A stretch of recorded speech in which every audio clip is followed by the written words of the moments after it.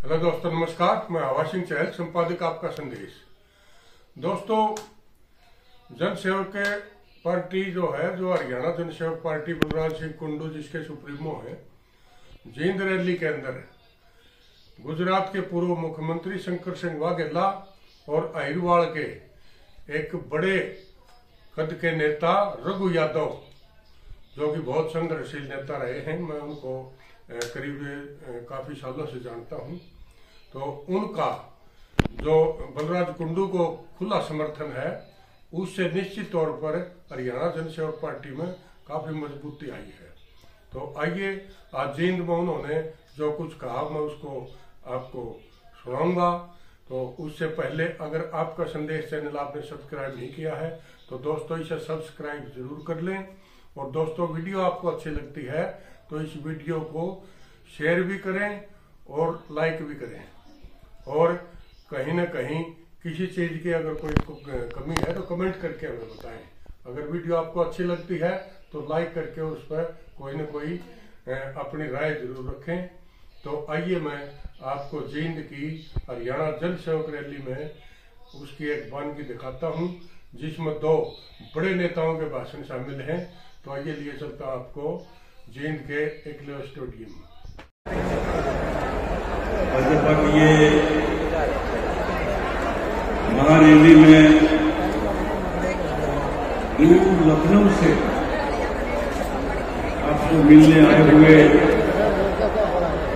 उत्तर प्रदेश के पूर्व मुख्यमंत्री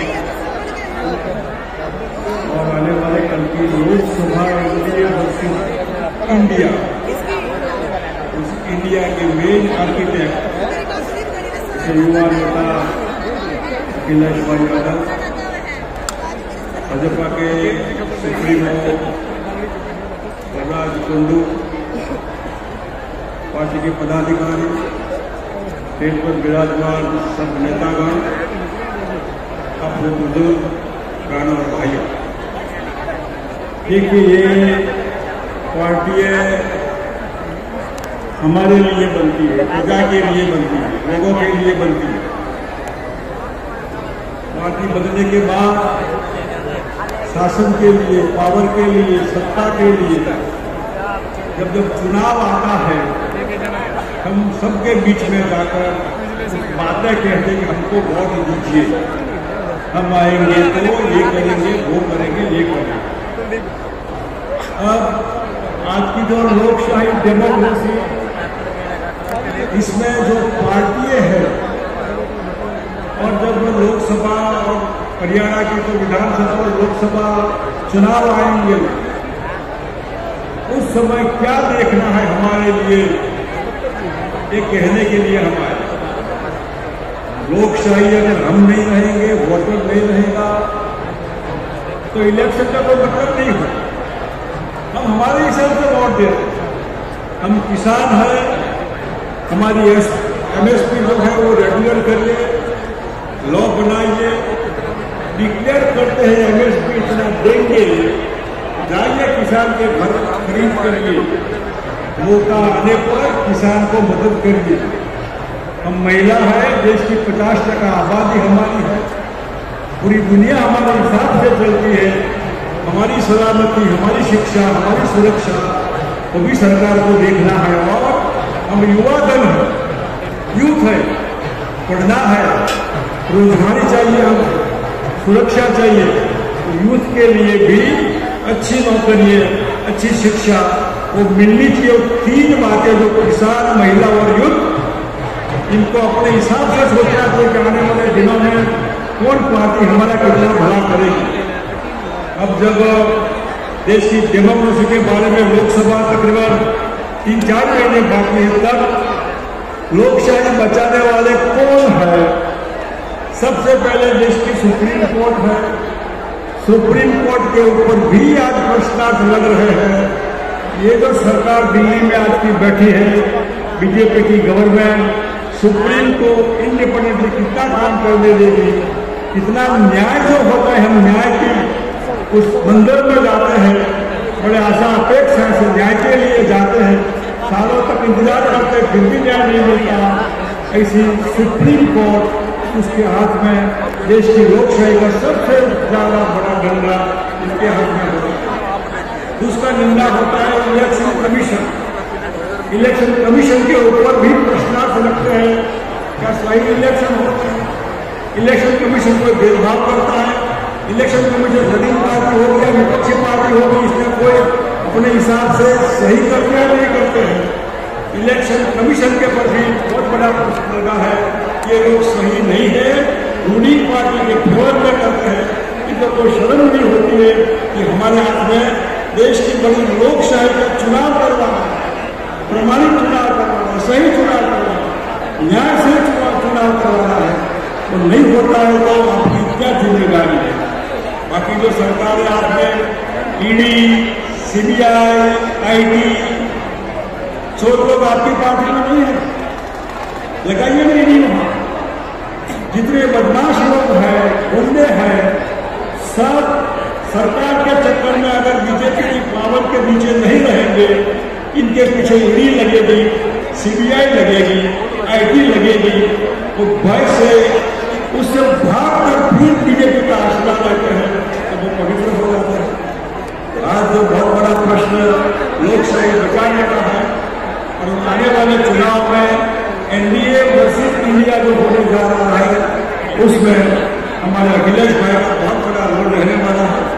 और यहाँ जो हरियाणा के असेंबली का चुनाव है, हमारे बलराज के कुंडू युवा है, आक्रामक है, किसानों के प्रेमी है, तो सही है इसमें वो बलराम कृष्ण के बड़े भाई बलराम जी थे।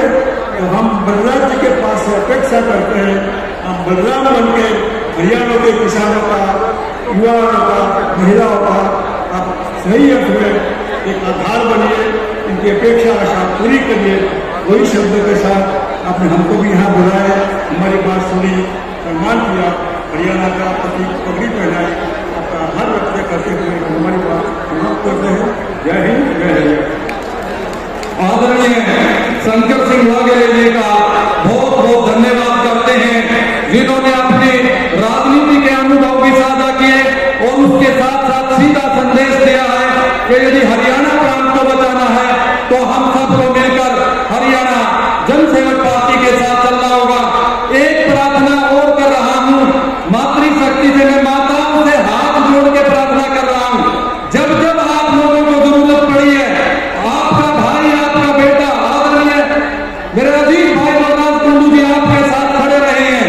मैं आप लोगों से प्रार्थना कर रहा हूं, आप आज यहां से एक संदेश देने जा रहे हो, कोई भी जब तक इस रैली का समापन न हो जाए, कोई भी माता, भाई, बहन यहां से उठकर नहीं जाएगा।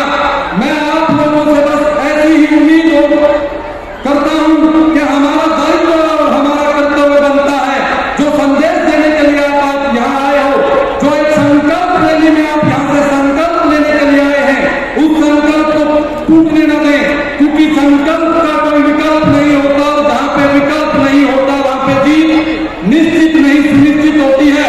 जब मेरे आदरणीय बलराज कुंडू जी से बात चल रही थी तो उन्होंने कहा था कि मैंने एक नारा पार्टी के लिए बनाया है कि अब हर जन का होगा पोषण, अब और नहीं होगा हरियाणा का शोषण। मैं आप लोगों से प्रार्थना कर रहा हूं कि जो जहां पे है वो वहीं पे बैठ जाए और जो बाहर भी खड़े हुए हैं वो पंडाल में आ जाए, क्योंकि कार्यक्रम अब अपने समापन की ओर है।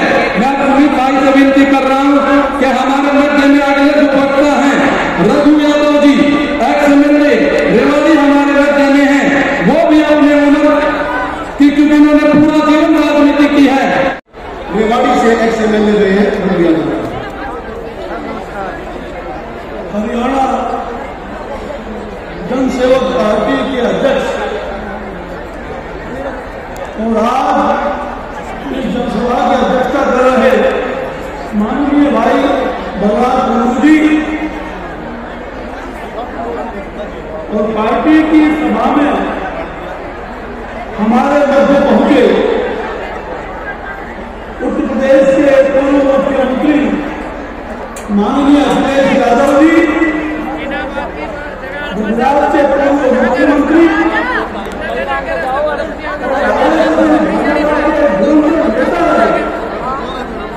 माननीय शंकर सिंह जी वाघेला साहब पार्लियामेंट में जब मोदी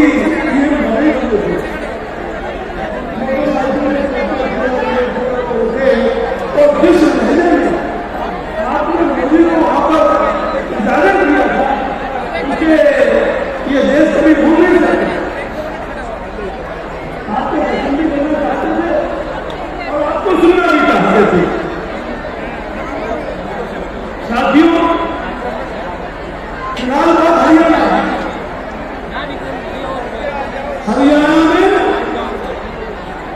जिनको भी सत्ता मिली, खासकर पिछले 20 साल से, उन्होंने एक ही काम किया, लूट खसूट नए नए तरीके निकाले और कोई मौका मिला तो छोड़ा नहीं। बार खोल लो, बार खोल लो, बार मरने के बाद स्वर्ग में नरक क्या होता है मुझे नहीं होता नहीं। नरक में लोहे के कढ़ाओं पर उबाला जाता है, जलाया जाता है या नहीं, मुझे नहीं मालूम। और जो शहीद हो जाते हैं उन्हें जन्नत में 72 रूप मिलती है, 76, ये मुझे नहीं पता। लेकिन जिंदा जी इस धरती पर अगर कोई नरक है तो वो है पढ़े लिखे विश्व में युवक या युवती का बेरोजगार रह जाना। जो सक्षम है, जो पढ़ लिख गया है, उसके हाथों को अगर काम नहीं मिलता है तो उसका जो जीवन हो जाता है उससे बड़ा नरक मेरे ख्याल से इस लोक में और उस लोक में हो नहीं सकता। बच्चे और माँ बाप अपने पेट की रोटियां काट करके बड़ा करते हैं, अपने सारे खर्चे दबा करके उसको 10वीं करवाते हैं, 12वीं करवाते हैं, ग्रेजुएट बनवाते हैं, और बड़ा बड़ा हो जाता है तो वो भी नौकरी करना चाहता है, वो भी काम करना चाहता है, लेकिन काम उसको मिलता नहीं। वो बेरोजगार मंत्रियों के अफसरों को धक्के खाता रहता है, लेकिन कोई उसकी सुनता नहीं। हालात तो समझकर माँ बाप जिन्होंने अपनी बेटी कम करके उसे पढ़ाया था, अपने सोने अपनी जमीन को गिरवी रखकर कहीं रोजगार मिल जाए उस व्यक्ति से पैसा देते हैं, और वो पैसा दलाल एमएलए मंत्री उनके दलाल उससे लेकर के नौकरियों की मंगलबात करते हैं। मैं भी एमएलए चौधरी देवीलाल का जो आंदोलन है, उस आंदोलन को हरियाणा में चलाने वाला कोई दूसरा नहीं, रघु यादव है। अहीनवाल में देवीलाल की सभा में 50 से 51 आदमी नहीं आते थे। वो आंदोलन हमने चलाया और देवीलाल की सरकार बनी। देवीलाल किसानों के हित थे, लेकिन देवीलाल की सरकार बनी और उनके दोनों बेटे, ऐसे 4 थे, लेकिन 2 बेटे तो बिल्कुल ही आगे मैदान में गुड़गांव की सारी जमीन है जो बंसीलाल ने पीछा चलाई थी, सब बनी वहां कॉलोनी बनाने के लिए एलओसी जमीन के नाम पर लूट मचाने लगे। और रोजगार बिना पैसे के नहीं मिलता, बिना जाति के, बिना क्षेत्र के और बिना पैसे के रोजगार ही नहीं था। और तो और ऐसी अच्छे पदों पर आ गए कि जब मुख्यमंत्री का बेटा जापान हुआ और वहां से लौटा तो घर ही गया, घड़ी लाना गैर कानूनी था, उसको एयरपोर्ट में पकड़ लिया और पकड़ करके जब विश्वजीत का केस बना तो देवीलाल को कहना पड़ा, आंखें खोलनी पड़ी कि ये मेरा बेटा नहीं। आज लोग देवीलाल की फोटो लगा रहे हैं। अरे देवीलाल को तो तुमने इतना बदनाम किया कि यहां तक कहना पड़ा कि वो मेरा बेटा नहीं है। वो एक कहावत है ना, बुरे भले के होत हैं, बदल जात है वंश, हुआ हिरना उसके ध्रुव बना और उनसे उनके कंस। ये कंसमृति के लोग हैं। तो जब हमारा राज चल रहा था, मैं भी विधायक था, मुझे कई बार मंत्री बनाने की कोशिश हुई, पर मैंने कहा मंत्री बनने वाला आदमी मैं नहीं हूं। मैं राम मनोहर लोहिया, मोरारजी और जेपी के साथ काम किया हुआ आदमी हूं, मुझे मंत्री नहीं बनना। मैं जिस क्षेत्र से आया हूं उस क्षेत्र के लोगों को रोजगार मिले, उस क्षेत्र में नहर का पानी पहुंचे, ये चाहिए मुझे। लेकिन साथियों, मैंने बहुत सुनाया, बहुत कहा, नहीं मानी। सरकारी नौकरियों की बंदरबार होती चली गई, रिश्वत के बराबर, क्षेत्र और जाति के बराबर नौकरियां बनने लगी। विधानसभा के अंदर, हरियाणा विधानसभा के अंदर मैंने सरकारी फाइलों से सारे आंकड़े उजागर कर आरोप लगाया कि हो क्या रहा है। हरियाणा में उस समय 16 जिले थे, 16 जिले में से जो मंत्रियों के क्षेत्र है उसको क्षेत्र में 2-3 हजार लोग लग रहे हैं और हमारे जिले में 2-3 लोग भी लग रहे हैं। मैंने बहुत समझाया था कि बेरोजगारों की हाथ लगेगी तो ना समझाएगा, आप ईमानदारी से नियुक्तियां शुरू कर दीजिए और पैसे को नहीं, योग्यता को पैमाना बनाएगी। लेकिन नहीं माने तो क्या हुआ, सुप्रीम कोर्ट ने बेरोजगारों के साथ अन्याय करने के लिए, उनकी नौकरियों का हक छीनने के लिए, बंदरबार करने के लिए बाप और बेटे को 10-10 साल के लिए कारावास में भेज दिया। 10-10 साल के लिए सजा पूरी हो गई, 10 साल का दिया, और बेशर्मों के कोई शरण नहीं, अब भी घाटी में घूमते हैं। लेकिन मैं बताता हूं, न्याय की सजा तो पूरी हो गई है, लेकिन जो बेरोजगारों के सामने तुमने नाइंसाफी की है उसकी सजा तो ऊपर भी तुम्हारी पूरी नहीं होगी। साथियों, बेरोजगारी मिटाने के लिए केवल सरकारी नौकरी ही साधन नहीं होती। बेरोजगारी मिटाने के लिए खुद की भूमि में रोजगार पैदा करना साधन होता है। हमारा नारा होता था, हर खेत को पानी और हर हाथ को पानी। अगर आप सिंचाई की व्यवस्था को दुरुस्त कर देंगे, पानी, नहरी पानी का वितरण ढंग से कर देंगे और समुचित हिसाब से पूरे प्रदेश में नहरी पानी पहुंचाएंगे तो एक बहुत बड़ी जो बेरोजगारी है उसका हल किया जा सकता है। कुंडू जी, आज हालात ये है, अखिलेश जी मेरी बात सुन लीजिए, आज हालात ये है कि जैसे राजीव गांधी को क्या नाम है, राहुल गांधी, उस पप्पू की फोटो दिखा दो तो मोदी अपने आप ही जीत जाते हैं। यहां पर भी ऐसे हालात हैं।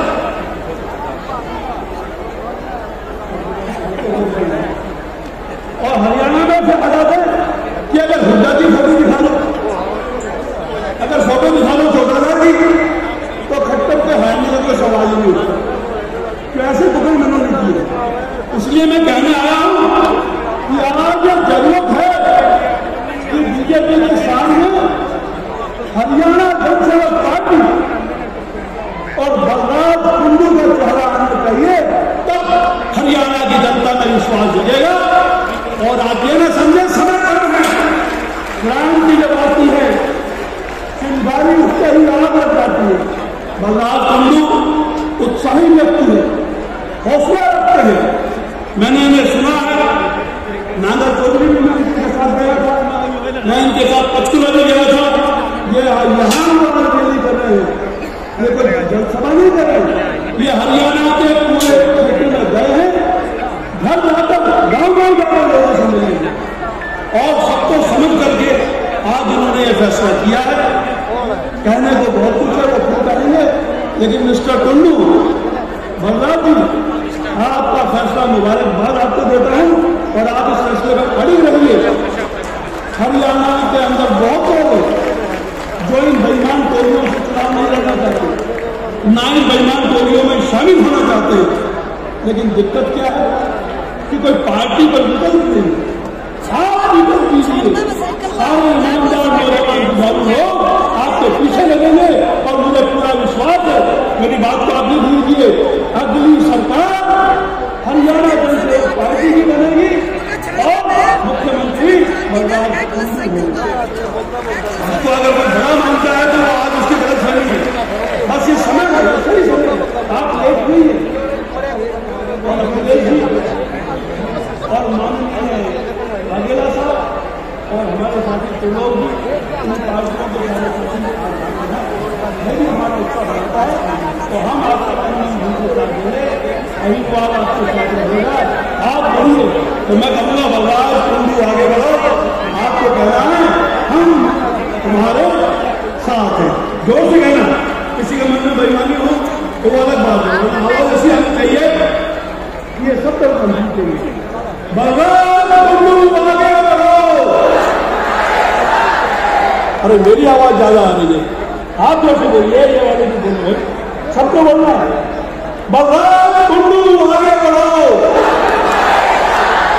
बलराज कुंडू आगे बढ़ो। जय हिंद, नमस्कार। बहुत बहुत धन्यवाद आदरणीय रघु यादव जी।